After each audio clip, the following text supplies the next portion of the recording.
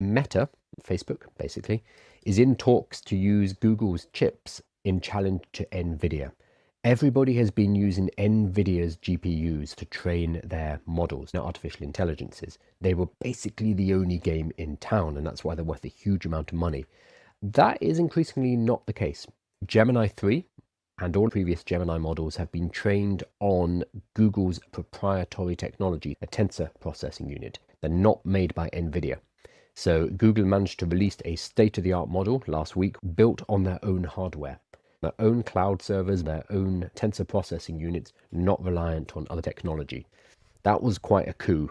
And it looks like Google are now looking to sell their chips, their tensor processing units, to other AI companies. So we heard a few days ago that Anthropic, the creators of Claude, who just released Claude Opus 4.5 yesterday, are expanding their use of Google's cloud TPUs. Anthropic's choice to expand its usage of TPUs reflects strong price performance and efficiency. We'll talk about this in a moment. Its teams have seen with TPUs for several years, said Thomas Kurian, CEO at Google Cloud.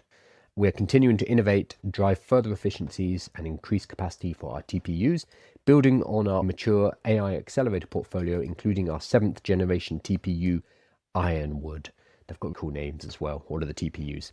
So we heard that Anthropic are pushing and they want more TPUs, and now Meta, creators of Facebook and WhatsApp, are using TPUs for their AIs. The deal could be worth billions of dollars. Talks are continuing and may not result in one. It's up in the air whether Meta would use the chips known as tensor processing units or TPU train models or do inference, so you can use it for both.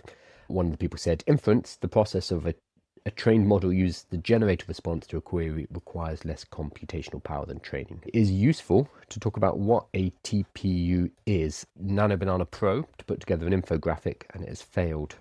Let me see if I can nudge it, because I wanted a nice infographic, but it is not playing nicely. Notebook LM is having problems where it cannot generate slides, or I forget what the other new feature is, but it's not able to. So I think Google are having capacity issues right now.